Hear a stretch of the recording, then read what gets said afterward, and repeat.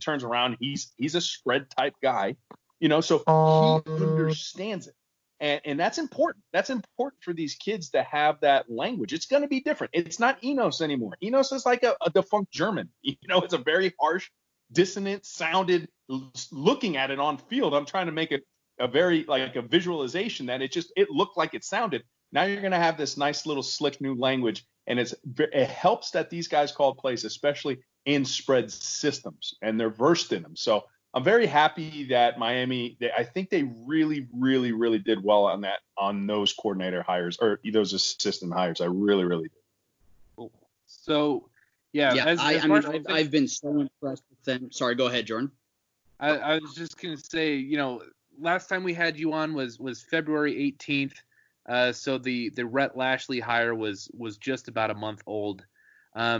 I wanted to ask you if you've had any new impressions in the last 4 or 5 months, just from watching tape. Is there anything, any new information or new takes that you have that have been percolating? Great question. Honestly, just caution Miami Hurricane fans in terms of Rhett Lashley will use the RPO game, and I don't know if I said this back in February, but when I went back and watched him tape, he's going to use the extension of the RPO and the quick perimeter passes like it's a run. And I can hear it now. They're going to be like, oh, we're not running the ball. We were running the ball good, and now we're passing. It's a numbers game with Rhett Lashley, and if you have those guys on the perimeter, it's like a toss play. I think Miami fans, it would behoove you now, listening to me, I will tell you, when you see that quick bubble on the perimeter, that is a toss. In Rhett Lashley's mind, that is a toss. He is okay with that. And if he'll leave it to his receiver and his wide receivers on the perimeter, block your one guy, make your one guy miss, and a big play will happen. I mean, to an extent, Enos had that happen. I remember Mike Harley's first touchdown ever at the U was of that variety. He just got a simple bubble off an RPO, and he scored. That's what you do with Miami kids in space. And I remember going back and highlighting that video and saying, this is what you need. Now, if you look at it and say that was a quick toss to your speedy wide receiver or speedy, quote unquote halfback, then you're going to get a better, realization of how Rhett Lashley likes to attack you. He likes to attack you with numbers. This isn't going to be I don't think it's going to morph into some sophisticated kind of run game. Like I'm thinking like San Francisco when they had Harbaugh, it was a very creative run game. I don't think we're going to have that. Rhett Lashley also does like to get into his bag. He's going to have his core plays. He's going to have his core principles. And then from week to week, that they rehearse a couple plays that they're specifically trying to attack the defense that they have. So you're going to see some creative wrinkles when it's not just going fast. I was very impressed. They actually, was it the game against Memphis? Yes, there was a game against Memphis. Used 12 set personnel, meaning the one running back and 2 tight ends. And he just had a play that just caught my eye initially. He put 2 tight ends. He put them out into the field. He let them – you're thinking that they're going to block. They basically faked the bubble. The tight ends open by like 20 yards. High school open. That's what I mean by getting into your bag. He used his personnel. He caught Memphis off guard. I thought it was a very, very slick play. So he's going to get into his bag as well. And then what we've all been clamoring for, and this is redundancy in the state of the redundancy department, but it's going to go fast. It's going to spread out. It's going to go fast. It's going to make things easy for these guys. And to kind of parlay off that, this is perfect amongst this COVID season because it is not a very overly complicated offense. Even now, you haven't heard, even when they initially got the playbook, you haven't heard what you heard in the past, that people are struggling with it, right? You haven't heard that yet. At least I haven't. Maybe you guys can correct me. And that's good. Like it's the same, gentlemen, it's the same thing when Manny Diaz came here. You were inundated with rules with Mark D'Onofrio. He talked week to week ad nauseum about mental errors. The system gave you paralysis through analysis, right? It was too complicated. And when you don't have the hours that the NFL can pour into it, a system that's a lot more simple on the offensive side of the ball, you're going to see how much faster that they played year one with Manny Diaz coming off of. You're going to see the same thing coming off of Enos. These guys are just going to play faster, not thinking, they're reacting. And that's what Miami needs. They absolutely need this. So those are my 3 new takeaway points from Rhett Lashley. The fact that it's simple and it's going to actually help when you're having this COVID season and practice time is a limitation. Let's be honest. It's limited right now. It's an extension of the run game. Just when you look at those quick perimeter passes, And I think, there was one more. But I tried, so there you go. Okay, so let's switch to the offensive line, and I think we're all in agreement, and I don't think a lot of Hurricanes fans, I mean, we have such an intelligent fan base, but they are still under the impression that we're going to still see this same offensive line like we did last year. But so now that Navon Donaldson is redshirting, who do you think replaces him, or does your starting five on the line change, completely? Well, before he announced that he was going to have his injury, I actually didn't have him in my starting five.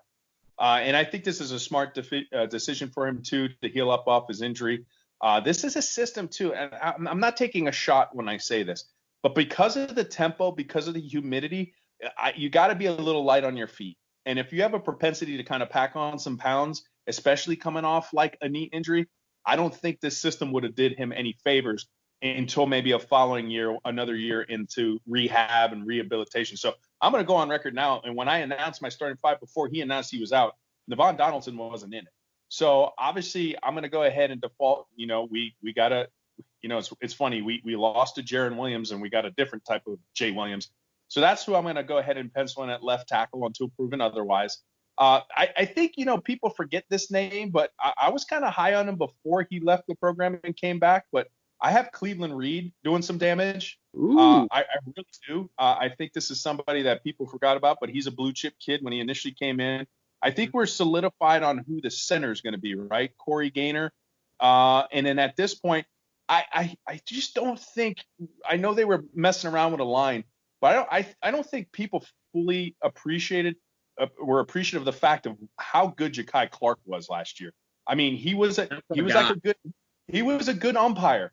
Right? You didn't hear his name a lot. And that's what you want as an offensive lineman. Your offensive lineman's like a good umpire in baseball. You don't know their name when they're doing a good job. When they're doing bad, you're going to hear it, right? You knew who your left tackle and your right tackle on the Miami roster was last year. There was a reason for that. But you didn't really hear Ja'Kai Clark's name often.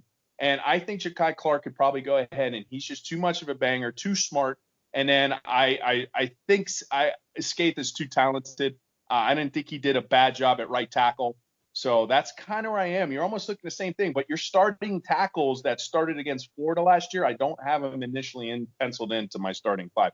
Now, in terms of the right tackle, I know he was coming off some hand injury, so that's going to play dividends, see how he bounces back from that, because I know from a source he was battling with a hand injury last year.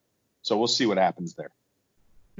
Okay, so we have one more question each. So this is an off-the-wall question for me, Rose. So I'm a huge OBB fan, been listening for a long time. I've been on the show a few times. Love you guys. And so whenever I go on a long road trip, I always go back and listen to, one of the interview guys or hangout sessions that you guys do with former players. My favorite one was with Malik Rozier. What did you take away from that interview? Because I know that it was pretty revealing at times, and you kind of came away thinking, man, I really gave this guy kind of too hard of a time. At least that's what I was thinking. What did you take away from that interview with Malik, and how do you view his time at Miami, and also how do you view Mark Richt and how he handled that situation? I was floored. That's the word. After that interview, we're creeping up on our 100th episode, and, it just started like you guys, just a bunch of buddies who have a passion for the Hurricanes. And we've gone on so many different twists and turns, and at times we're a variety show, and at times, we just, especially the off season, like you guys are understanding now, it's just off season talk kind of is tough, especially when it's, when you have no sports to talk about. But then when I look back on my Orange Bowl boy career, that's going to be my highlight. And we could do another 200, 300, 400, or only 2 extra episodes.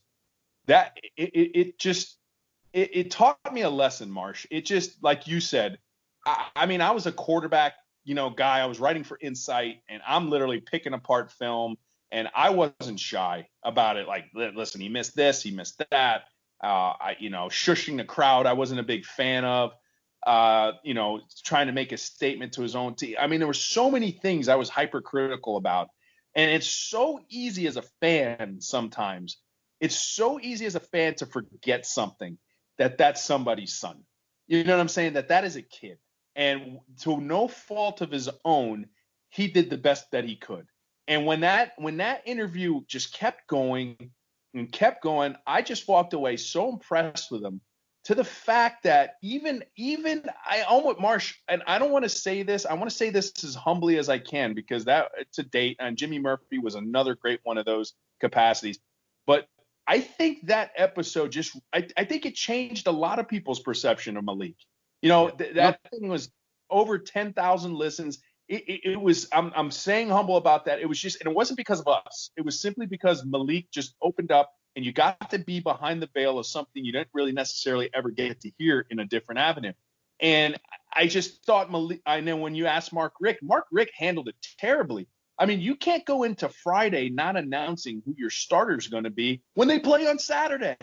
Like, that wasn't a fair situation. And then to hear and to break bread with other quarterbacks who played for Mark Richt, you're like, this system was just, everybody knew what we were running. And that was the ongoing joke, but it was reality. So just imagine being a quarterback under those pretenses. You don't know if you're going to play on Saturday. Everybody knows what you're calling, and that was the joke, but it was reality. This is coming from guys that said this. They felt like they weren't getting better, and it's just the calls and the clamoring for Mark Richt to kind of relinquish his offensive coordinator duties was instantly validated for me when I heard that Malik Rozier story. I am a always proponent and big fan of him moving forward. He knows this. He is a great dude.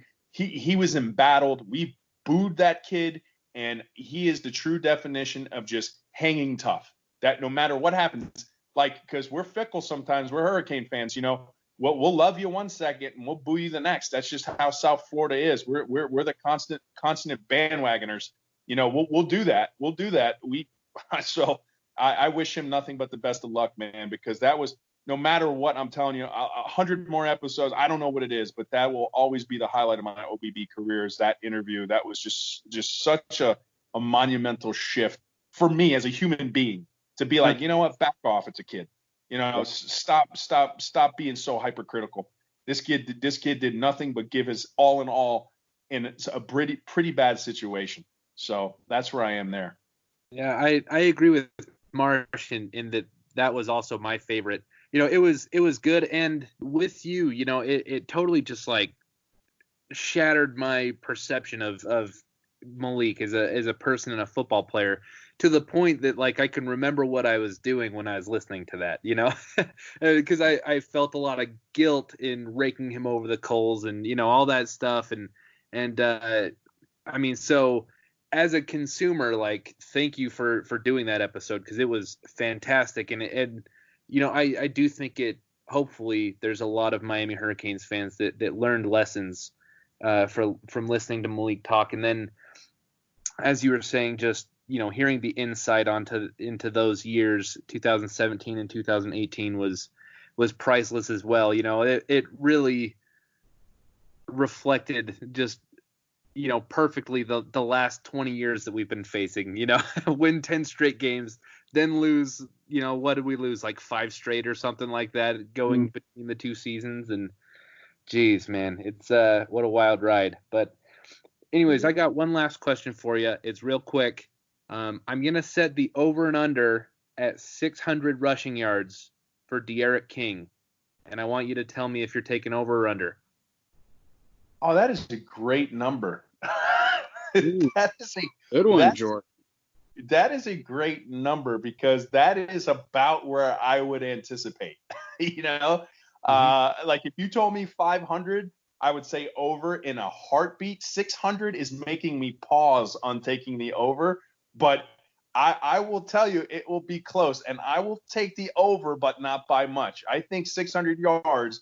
I mean, he's got the capability. He was one of the few players in NCAA history who actually threw over 400. And I think there's 3 total in history, if my memory serves me right. He threw for over 400 in that USF game and ran for over 100. So that's only been done a few times in NCAA history. So he has the capability of rattling off a 100-yard game with his feet in one game. But the only caution and concern that would make me go under is if we're actually going to play a full schedule. So if they do this abridged ACC, then I'll say no.